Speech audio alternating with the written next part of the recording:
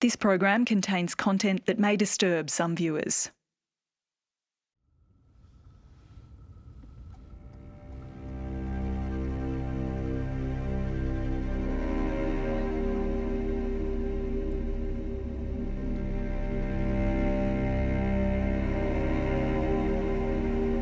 We encountered them first as we crossed the Polish border into Ukraine. A biblical exodus of people. Where do you come from? Ukraine, Kривий Rog, Ukraine. They came on foot, in long lines of vehicles. They crowded onto trains. Women, children, and the elderly. Fathers left behind. Men of fighting age forbidden to leave.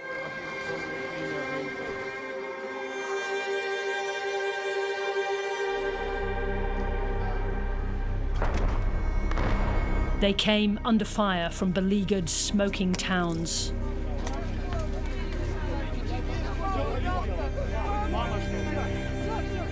Дуже страшно. Дуже страшно було, дуже. Така бомбежка була страшна. Стрес такий получили. The oldest and sickest hauled out on stretchers. Трупи лежать на вулицях, там діти сидять в підвалі, там в лікарнях немає води, там гуманітарна катастрофа. Мы не знаем, успеем ли мы сейчас на поезд, поместимся или нет. Вот как-то так. Страшно. Так страшно никогда не было.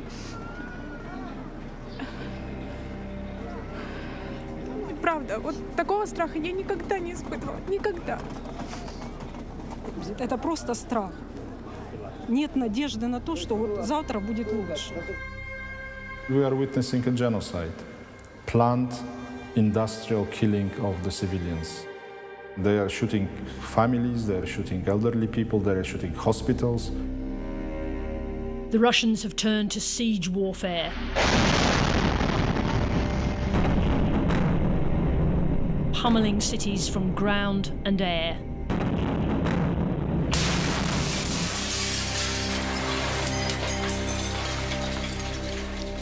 How dangerous is this beyond the borders of Ukraine? Very much dangerous. Tonight on Four Corners, despair and defiance inside the city that's become the center of resistance to Vladimir Putin's plans to create a new order in Europe.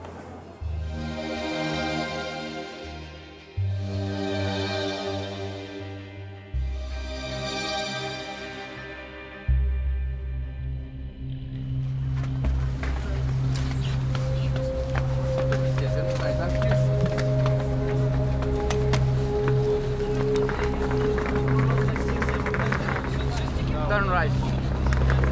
Right.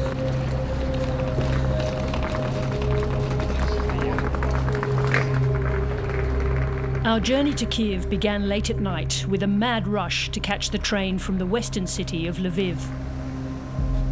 Delayed by an air raid siren, we got there with minutes to spare. Passengers on the night train to Kyiv were going against the vast flow of refugees escaping the capital.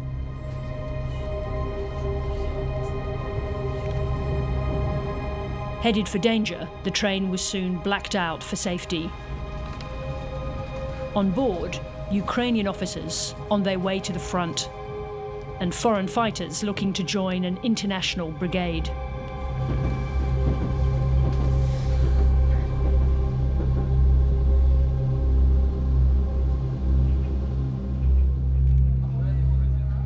At the first stop, a group of these men grabbed the chance for a smoke. We're like, lads, this is what we're thinking about doing. Jack is a former British soldier. What is it that made you come? Like, how did you reach the decision? So I was kind of... I'll let that finish. Yeah. I was thinking about it, I was in two mindsets, and then there was a video of the Russian jet that launched missiles at that civilian house, and you heard the little girl screaming, and then that's what basically turned it.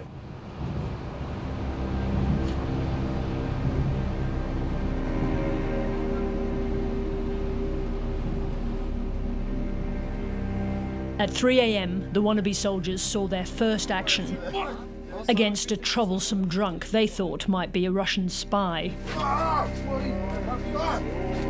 The hapless fellow was bundled off at the next station, handed over to police and gone in the swirling fog of war.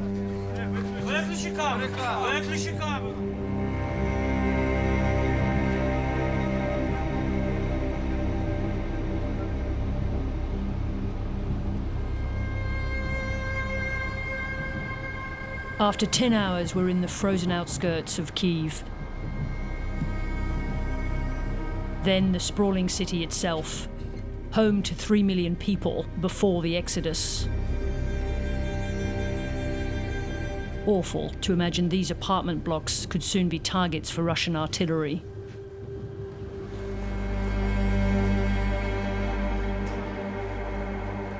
At the station, a train on the next platform waits to evacuate more women and children.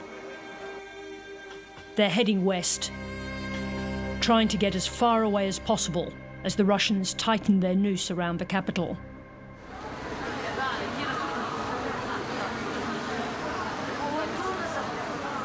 In the station concourse, a woman in clear distress sees our camera. Я однорог Галина, військовий волонтер. В мене донька зараз воює в Маріуполі. В мене там сестра, в мене там брат, в мене там тьотя, в мене всі родичі. Там 6 днів вже немає зв'язку. Другий день там не надають гуманітарний коридор. Там трупи лежать на вулицях. Там діти сидять в підвалі. Там в лікарнях немає води. Там гуманітарна катастрофа, там півмільйонне місто. Ми благаємо весь світ, почуйте.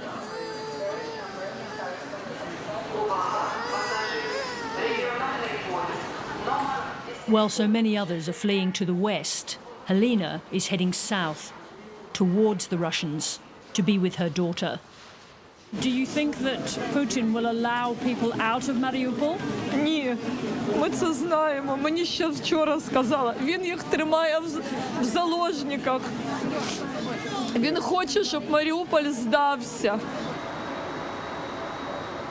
As snow begins to fall on Kyiv, medical supplies are unloaded onto the platform.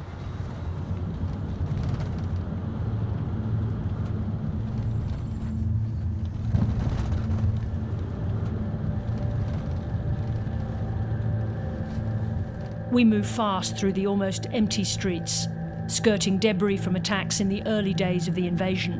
This was a missile. This is the missile. You can see it on the road. They wanted to hit the station and the tower, but they hit the tower and they hit the basketball arena. Our driver Edward spends most of his time delivering food, medicine and clothing across Kyiv to families in need. City roads changed because many blockposts on the roads, and the city is without people, without cars at all. I stay here because Ukraine is my motherland. In this city live my family, my children, my wife.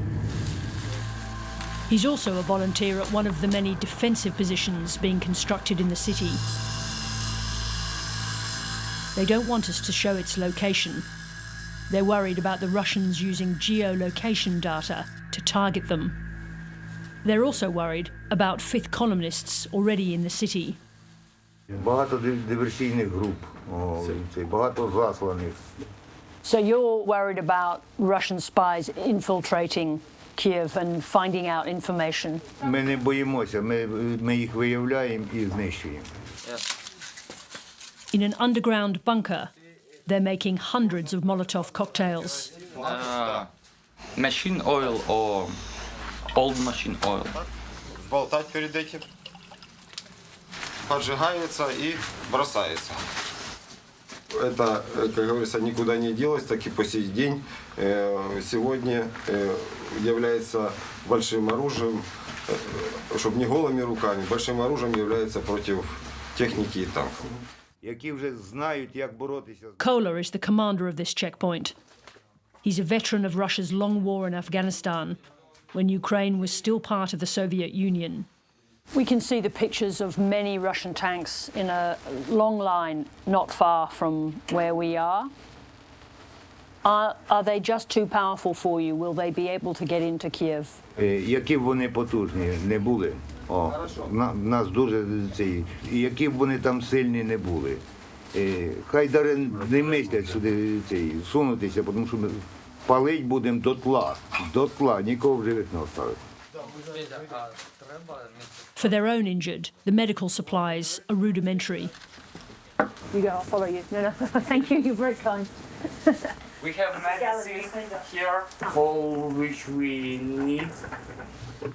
Aliona, a teacher in normal times, is preparing herself to do battlefield first aid. У мене тут мій дім, моя родина, мої діти. Тобто я не можу боятися. У мене немає права боятися, бо мені є що захищати. Якось так. Everyone here seems to have made the same calculation. Я дуже хотів в перші дні війни, щоб моя родина, мої діти поїхали. Ми навіть посварились з моєю дружиною. Я її просто виганяв з дому і казав, їдь в безпечне місце. Посварились, обнялись і сказали, ми будемо захищати Київ, ми будемо поруч з людьми.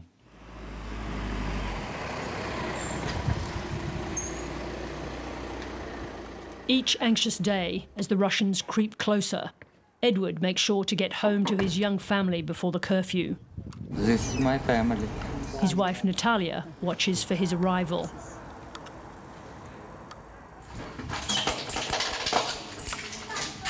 Я дома. Привет. Привет, иди сюда. Как дела? Не смотри на там. Егор, пойди, папа пришел.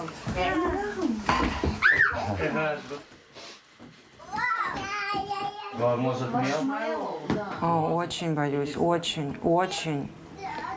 И жду его с нетерпением, но, конечно же, он не может не заниматься этим и не помогать, потому что он просто перестанет себя уважать. Добрый вечер. Добрый вечер. Как дела ваши? Natalia's mother lives here too, fretting about her grandchildren. За кого еще переживать? Внуки – это самое дорогое, что у нас теперь есть. Дети, внуки. For Natalia, it was a difficult decision to remain in Kyiv. Вокруг очень много людей уехало, выехало. И, конечно, с каждой уезжающей семьей ты задаешь себе вопрос, а правильно ли, что я здесь? То есть ни о каком мире речи быть не может. Только победа, и все. И я не могу оставить мужа, маму. Я боюсь. Поэтому я стою здесь. Я хочу со своего окна встречать победителей, украинскую армию.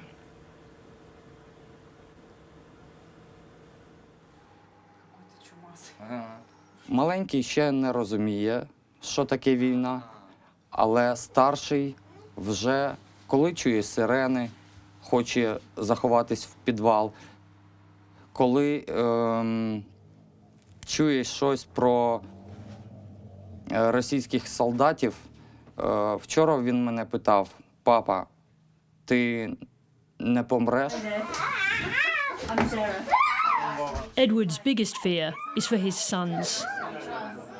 У мене розривається серце. Я просто не уявляю, якщо моїх дітей хтось поранить, якась тварина щось зробить їм погане, я просто перетворюсь на вовка і буду рвати їх, скільки стане мого життя.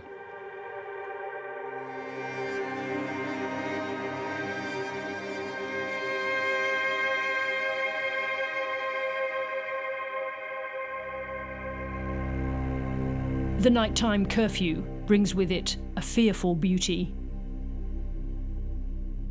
What will happen to you if they come into this part of the city? Я молюсь, чтобы этого не произошло, чтобы все-таки армия и города вокруг, которые рушатся, но они все равно ведь стоят, они все равно сдерживают противника. И я очень-очень молюсь и надеюсь, что в Киев они не зайдут. The road to Irpin, on the outskirts of Kyiv. It used to be a gateway to the capital, but at the start of the war, the defenders blew up the bridge here to stop Russian tanks advancing into the capital. Smoke from the latest shelling rises over Irpin. This satellite city of more than 62,000 people is the front line. Threatened by mortar fire, the trapped local inhabitants have struggled to evacuate underneath the broken bridge.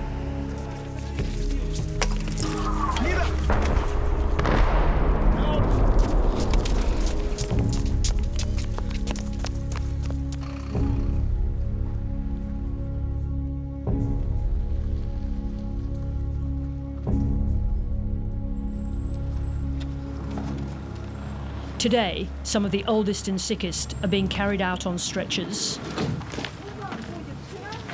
Нести надо головой вперед. Я говорю, что же вы ногами? Головой вперед. Машину головой вперед, а на переправе там лучше ногами. Нет, да? Не, я на переправе веду. Раз, два, три, взяли. Все. Вдвоем.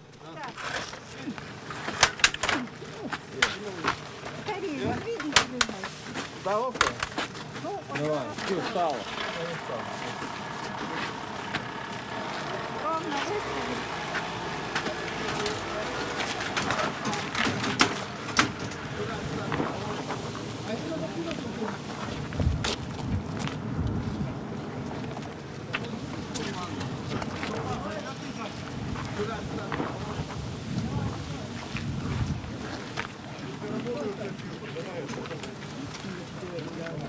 The smoke over there is the Russian front line, and the sound we can hear is mortar shells landing over there.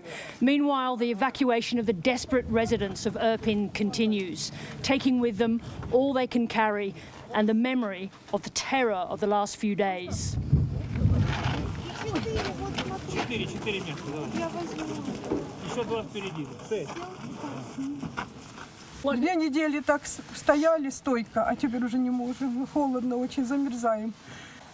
Ни воды, ни света, ничего нет, ни кушать. Дуже страшно, дуже. Неизвестность, едем в неизвестность. Куда мы едем, не знаем. Розкажіть про останні дні. Як було в останні дні? Дуже страшно, Дуже страшно було. Дуже. Така бомбежка була страшна. Стресс такий получили. Только громыхало и все. They've been hiding in their basements, waiting to be rescued. What are you leaving behind? Все залишили. Хати, квартири і поїхали. Залишили, да, все, своє імущество. Що в чому? Тварини залишились навіть. Хомяк остався. Собачка, котик, все залишилося. Взяли документи і все, пішли. І в чому? So you're leaving with your clothes and your documents and that's all? Да, да, одяг. Та й одяг, який там одяг. Що на себе. Valentina couldn't bear to leave her pet rabbit. Кролик. Жалко оставлять. Do you think you'll be able to come back? Ми хочемо. Ми надіємось, тому що в нашому віці вже починати нове життя десь ми не зможемо. Some of the older residents of Irpin have lived here their whole lives. For some of them, it's just too much. Якщо треба вже з собою, щоб хоч якось.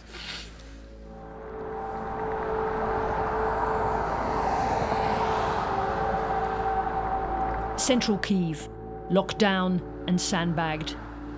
Under heavy security in the heart of the old town, the government is still functioning. In the fortified bunker President Zelensky uses to speak to the world, we meet his Deputy Prime Minister, Irina Vereshchuk. Київ вразливий, бо на сьогодні росіяни не дозволяють виїхати цивільним. Жінки, діти. От я зараз займаюся гуманітарними коридорами. Are the Russians committing war crimes in Irpin? Вони здійснюють їх повсюдно. Я, яка зараз займається гуманітарною, власне, допомогою, в даному випадку, коли говориться про життя і безпеку наших цивільних громадян, можу свідчити про те, що щодня і щогодини відбуваються військові злочини проти людяності. What does Vladimir Putin want for your country? Знищення, повного, тотального знищення. Путін нас карає за спробу стати вільними, демократичними, стати європейськими, стати тими, ким ми завжди мали право бути. Людьми, які мають свою думку, свободу слова, вибору. Ми самі обираємо свою владу, нам не можна вказувати, куди нам йти і куди вступати. Ось за що ми зараз платимо таку велику ціну.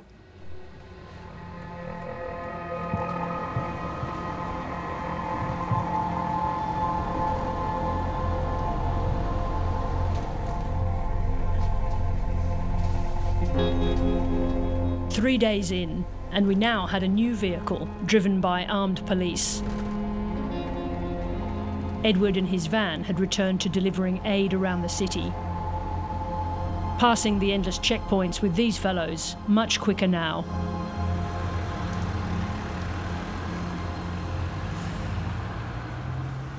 Since we arrived in Kiev, we've watched these defensive positions being built up all over the city, with more of these metal structures being placed on the road every day.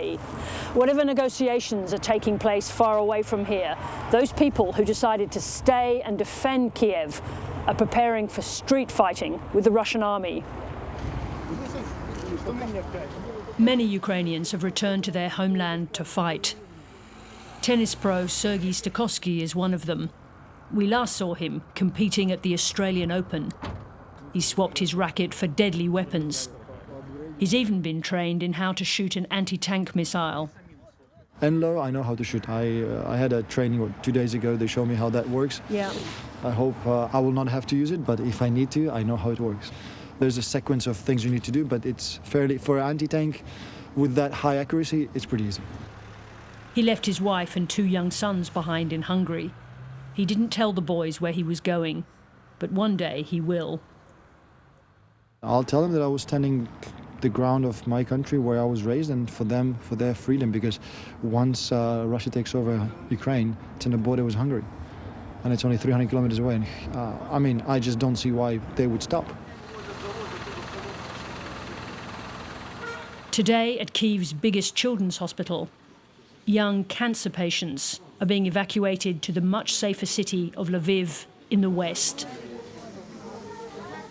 In the last day, we tried to treat our patients. We tried to stay them here, but from day to day, we realized that it will be harder and supply are limited. They can end it in any moments, and we have serious patients with a serious disease, and stop treatment for them seems the same, like kill them.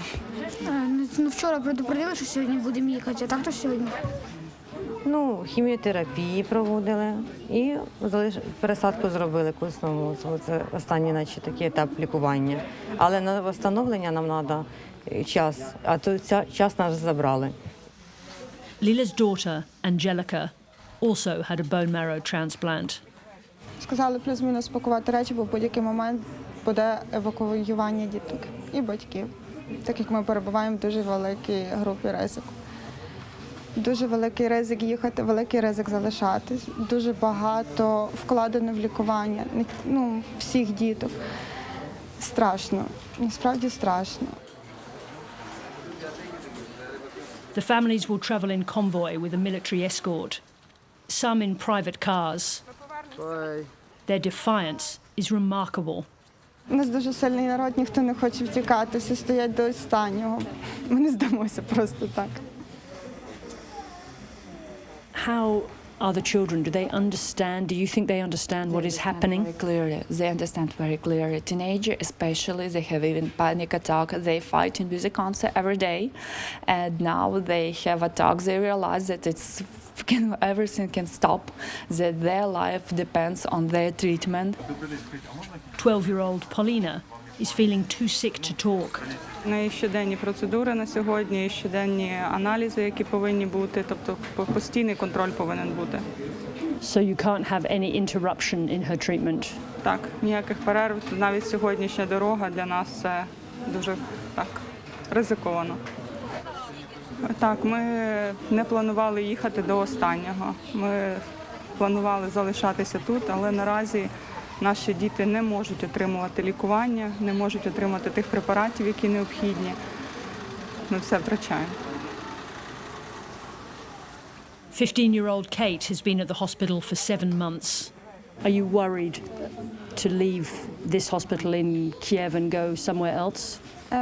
Maybe I'm afraid because the war started, and it's really scary because it's bombing here. No one here knows their final destination. Maybe it will be Germany or Poland. I don't know. I don't know. Доброго дня! Я прошу уваги. Мене звати Юрій, я лікар з Дніпра. З вами буде їхати наш вогневик, наш боєць. Його звати Друг Жнець, не бійтесь, він своя людина. Якщо якісь найменші будуть складності, треба буде зупинитись. Комусь погано. Ви йому доповідаєте. The military are waiting for the go-ahead that the road out of Kyiv is safe. A sign on the bus window says kids, but the Russians have killed many children in this conflict. The parents know there is no such thing as safe passage. Пішов сніг. Ось така весна. Ну, яка війна, така й весна. Сувора. Але все одно нормально. Всіх переможемо. Volodymyr Zelensky's astonishing resilience seems to be holding his country together. He also understands how to win global support. When he addressed the US Congress last Wednesday, he focused on the fate of Ukraine's children. Now I'm almost 45 years old. Today my age stopped when the hearts of more than 100 children stopped beating. I see no sense in life if it cannot stop the death. Zelensky's speech was an appeal to hearts and minds in America. Top of his agenda, a NATO no-fly zone over Ukrainian cities and towns. Це терор, якого Європа не бачила вже 80 років. І ми просимо про відповідь від світу, про відповідь на цей терор. Хіба це велике прохання створити над Україною безпольотну зону? Хіба це забагато? Це врятувати людей. The young man openly challenged President Biden to match his own courage. Strong doesn't mean big. Strong is brave and ready to fight for the life of his citizens and citizens of the world. Thank you. Slava Ukraini.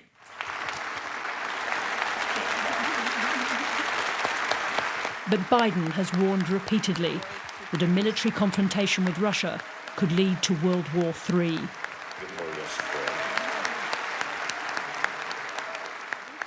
In Kyiv, the Deputy Prime Minister and former army officer, Irina Vereshchuk, echoed her president's call. Кількість літаків, бомбардувальників і решта так видів зброї переважає в рази. Треба реагувати миттєво. Поки ми розмовляємо, гинуть люди. Але навіть не питання, я розумію, що вас не болить, наприклад, смерть моєї дитини чи мого друга, але вас має боліти ваша сім'я і ваша безпека, тому що це питання нашої загальної безпеки. Якщо нам дадуть зброю, якщо нам допоможуть хоча б частково закрити небо, ми справимося за вас, за нас і за всіх. At the Polish embassy in Kyiv, we meet Bartosz Cichocki, the only European ambassador still in the country. His presence is significant, since Poland is the European country pushing hardest for stronger action from NATO. Why did you decide to stay?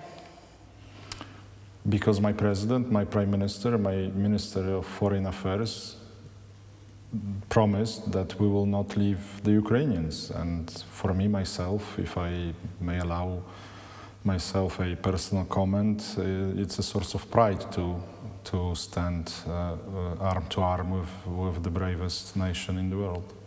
Do you think there is any circumstances under which where there could be a no-fly zone? I'm afraid it would take another genocides in Ukrainian cities. Is that the tipping point, that it turns into something more extreme than that which we're seeing already?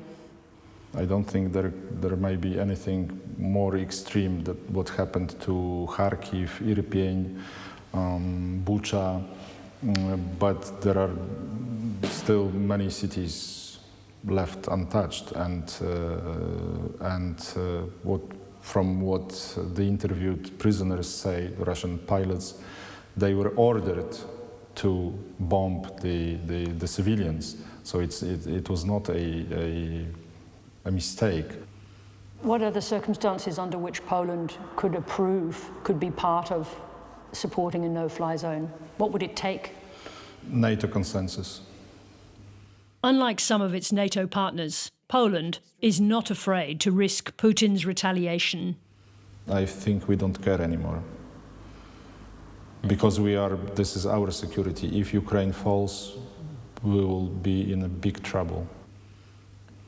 Whatever happens, he says Putin's invasion of Ukraine will force a major rethink of European security.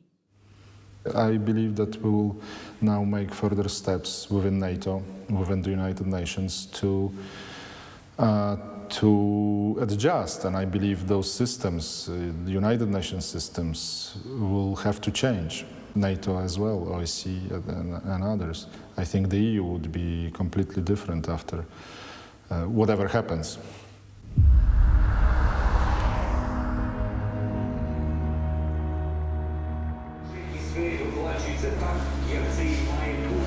In Kyiv's maternity hospital number 2, the doctors and nurses stop work to watch a broadcast from their president.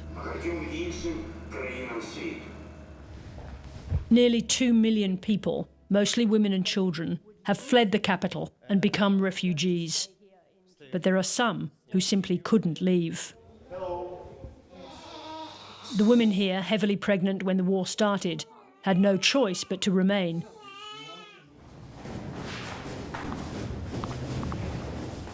Hospital director Sergei Salnikov has set up makeshift birthing suites in the basement for air raids.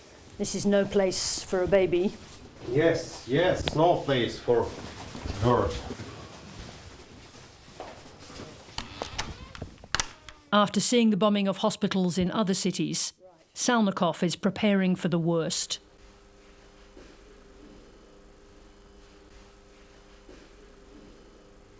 Так не должны рождаться дети в помещении, в котором нет окна. Дети могут рождаться раньше, чем они должны родиться на фоне стресса. Дети могут испытывать последствия проблемы со здоровьем, с центральной нервной системой, с проблемой кровообращения. Это преждевременные роды сегодня в 29 недель. Детке стало плохо. Это событие сегодняшнего дня. А отсроченную или опосредованную реакцию стресса мы будем знать. Salnikov introduces us to the new mothers. Olena has a baby girl, Amelia, born just a few minutes earlier. Я уже таком в полусонном состоянии, поэтому я не могу сейчас сформулировать английский. Are you worried to take her home in this situation? Yes, I want to take her home, and the situation, I don't know what we'll do in future, because the situation will change maybe every day and every hour, and I don't know what I will do it. Thank you very much. Aliona has a baby boy called Alla. А так, конечно, бы хотелось, чтобы в мирное время он родился, а не под звуки взрывов. Did you think about taking your wife out of Kyiv? Ну, во-первых, уже сроки подходили очень плотные к беременности. И, во-вторых, выезжать за город очень небезопасно, взрываются трассы, люди пропадают без вести, и как бы, ну, безопаснее находиться здесь.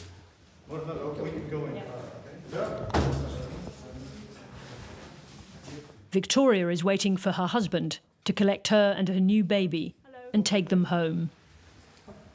How are you? So-so. Yes. Baby Ivan was born the previous day. Ну вот сегодня ночью, к примеру, очень было слышно взрывы. Ребенок спал возле меня, мама перешла в другую комнату. Честно, было страшно. Я его всю ночь обнимала, он был рядышком. Yes, I'm very worried for my daughter, for my son, and for my grandson, because this time is terrible, I think. It's very terrible. But we believe. We believe in our country, in our people, in our son, because he defends our city.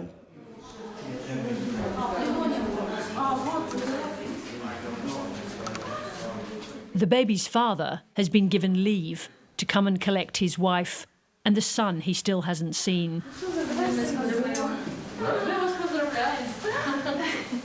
Pavel is a member of Ukraine's Special Forces Alpha Group. He keeps his mask on, even for the baby photos. Мы никуда не выезжаем, мы остаемся в Киеве. Это наша столица, мы здесь родились, и мы беженцами не хотим быть. And in one of the more unlikely scenes of this or any war, Pavel's Special Forces teammates join him with baby Ivan on the hospital steps.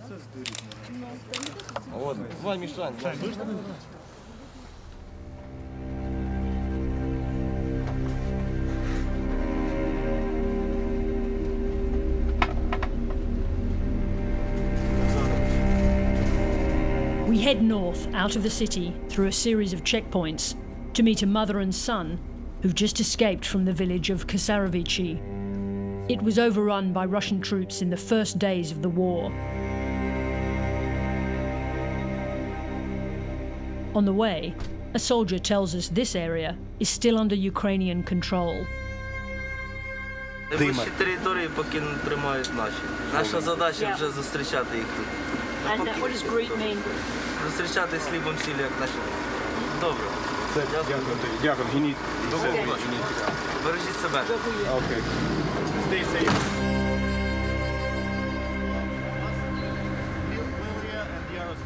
Lilia and her son Yaroslav arrive with their few belongings. We've offered to take them to the railway station. They'll tell us their story on the way. It began for Lilia on the 24th of February when she finished her shift as a shop assistant. Коли я добиралася додому і йшла з траси, то вже наді мною літали російські вертольоти. Це було дуже страшно. Ну, добралася додому і почалися обстріли, все. Ми ховалися в підвалах, тому що в будинку було залишатися дуже небезпечно. І коли вийшла з підвала, стояла на вулиці, наді мною теж пролетів прямо над головою російський вертоліт. Страшно, дуже тяжко було це все пережити. How long did you spend in the basement? Ну, ми сиділи 11 днів. Дякуючи Богу, з моєю сім'єю все добре, але наше село дуже постраждало від російських окупантів. Їхньої техніки було дуже багато, мені скидали мої друзі відео пересування їх по Козаричу. Yaroslav shows us what his friends filmed. Те, що я бачу, то це я бачу транспортери і танки були, ну і військових особисто бачив. Дуже часто я чув вистріли іменно з російської сторони, вони відпускали ракетні удари, і просто з танків по нашим військовим. Винищувачі бачив, літали і чув, що розповідали, що деякі окупанти розстрілювали мирних жителів деяких. Чули обстріли, дуже страшно, коли літали ці ракети і горіли будинки. І це все ми бачили, коли дим йшов зі сторони кладовища нашого. І теж ще в другу сторону будинки там теж горіли. А вибухи чули кожен день. Дуже багато разів бомбили, страшно, дуже страшно. After 11 days, Yaroslav and Lilia took the risk to walk south through the Russian lines. Зранку у нас вже були зібрані речі.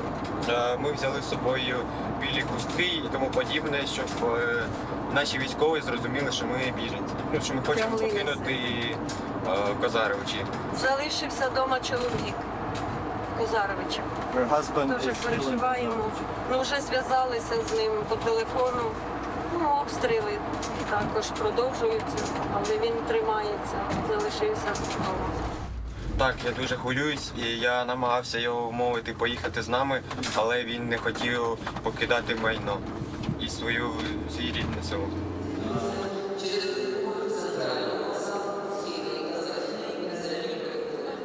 At Kyiv railway station, the crowds have thinned out now that so many have fled the city.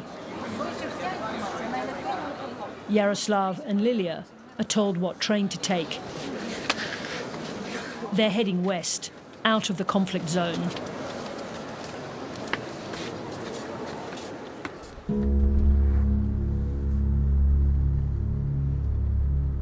We've driven 7 hours from Kyiv to Ukraine's Black Sea coast and the critical port city of Odessa.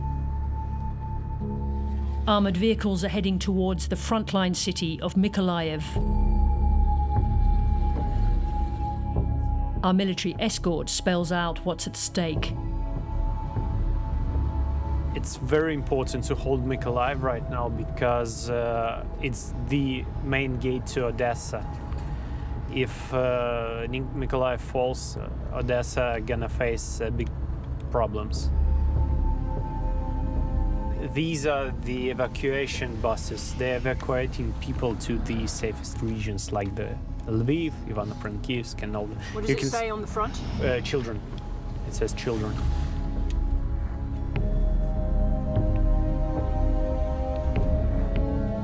Putin's strategy in the south of Ukraine is clear. His forces have targeted a string of port cities. Some they've occupied, others are under siege. And further to the west, the biggest prize of all, Odessa. Right now we got a message that the Russian group, around 1,000 men, is storming the Mykolaiv with the attempt to move further to Odessa from the eastern side. We're expecting them by the land and by the sea. Eugene comes from Mariupol, where siege conditions worsen daily under the relentless Russian bombardment. He hasn't spoken to his family since the Russians took out the cell tower. A friend of mine just called me. She told that the Russian tanks are in front of my house in Mariupol right now. In your hometown? Yeah, in front of my house. And which of your family is in the house? My mother, my grandmother and grandfather, and my fat cat. Basically, there are street fighting right now for the Mariupol, and the ring is getting smaller. Do you want to be there? Yeah, definitely.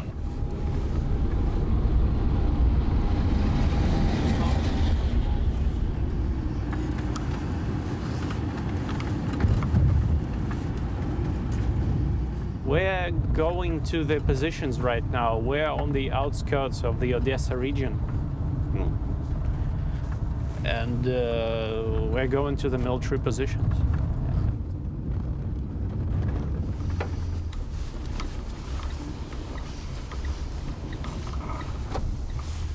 Let's go. At the local base, we don't have long to wait until the commander arrives.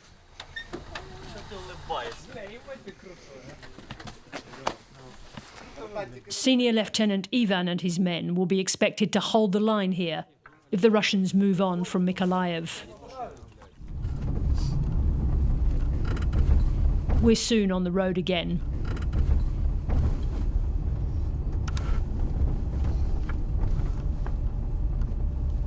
Right now we're going to the frontline positions where the trenches are, to the guys who are covering the seaside, and they are gonna be first who will meet the enemy from the sea. We enter an abandoned resort town. Here were the shops, and on the second floor it's like a motels. Filming the defensive positions here is prohibited. In recent days, Russian naval ships have shelled targets in the suburbs of Odessa. Одеса – це є одна з їхніх головних цілей, тому що це є вихід у море, порт, один з великих їх крайніх лишився в Україні.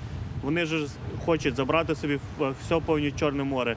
І це прекратить всі доставки Україні через Чорне море. Виходить, все, що могло бути в світі, доставлено нам через моря, ми будемо закриті від моря. Взагалі, Одеса в нас знаходиться в тому напрямку. Противник ми очікуємо з фронту, але взагалі він знаходиться від нас правіше. Тому що ми чуємо постійні обстріли Миколаєва. Тому ми чекаємо, щоб вони висадились. Ми їх тут зробимо Чорне море Червоним морем. Like many Ukrainian soldiers, Ivan and his men fought for years against Russian separatists in the Donbass region. So the army has a core of hardened veterans. It's one of the reasons they've done so well against the Russian invaders. Більшість наших військових частин вже мають бойовий досвід. І це просто, як кажеться, взяти середньовіччя, коли сам людина, яка тільки почала вивчати холодну зброю, тобто фехтування і майстер фехтування, ніколи новичок фехтування не переводить мастера фехтування. А так як у нас всі люди мають бойовий досвід, і вони мають, виходить, можуть нажати на курок. Ти бачиш, ти кинув геолокацію? In a defensive position on the frontier of Odessa, we're shown another reason for their confidence. A supply of US-made Javelin anti-tank missiles, which have been used with deadly effect in battlefields across Ukraine. This is the rockets for the Javelin. Yes. This is the launcher for the Javelin.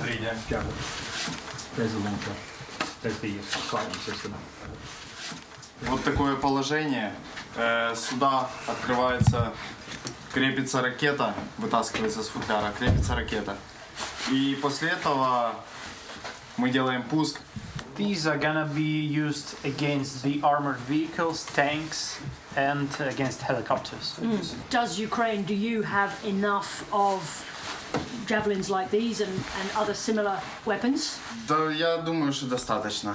У нас есть еще другие образцы противотанковых орудий.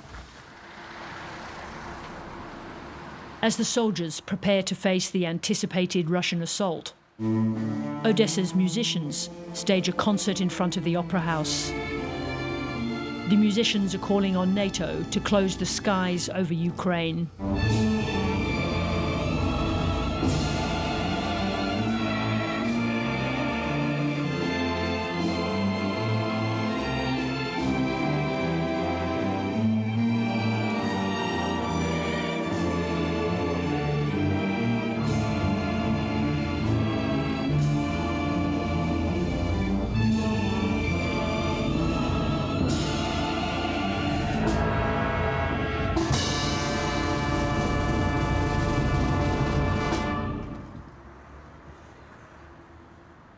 Fear of what's to come has emptied the city of most of its people.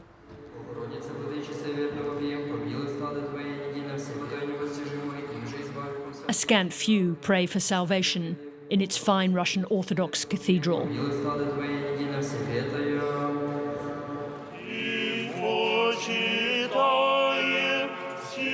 This elegant city, founded by Catherine the Great, has sandbagged its precious statues.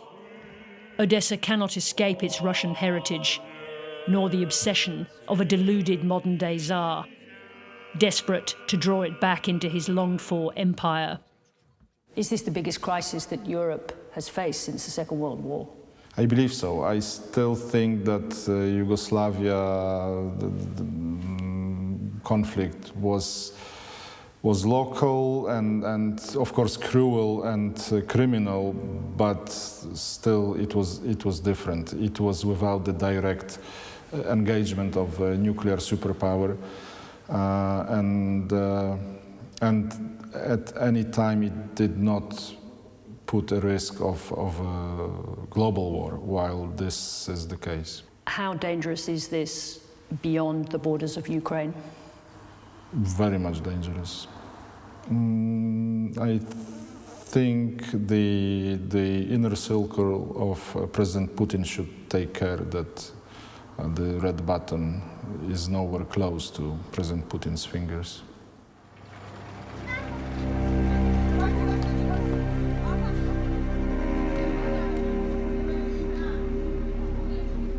Vladimir Putin has overturned the old order. The stakes for Europe and the world are immense. The toll in human lives is mounting by the day and by the hour. In Odessa, as in many other cities, desperate survivors are at the railway station, waiting to escape a world they no longer understand. Да, с Николаева. Мы сегодня приехали с Николаева. После двухнедельных обстрелов, особенно этой ночью, обстреляли, просто в город стреляли, мы решили ехать. Куда мы едем, мы не знаем.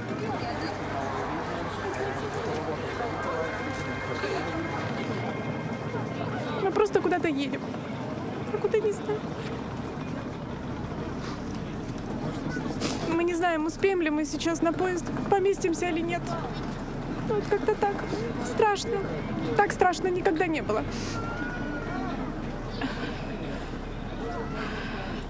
Правда, вот такого страха я никогда не испытывала. Никогда.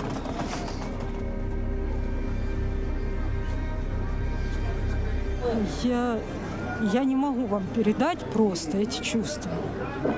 Они другие, просто жизнь другая. У нас появилась совсем другая жизнь. Мы до 24-го жили, потом мы существуем. Мы встаем, мы не знаем, что будет завтра, через час,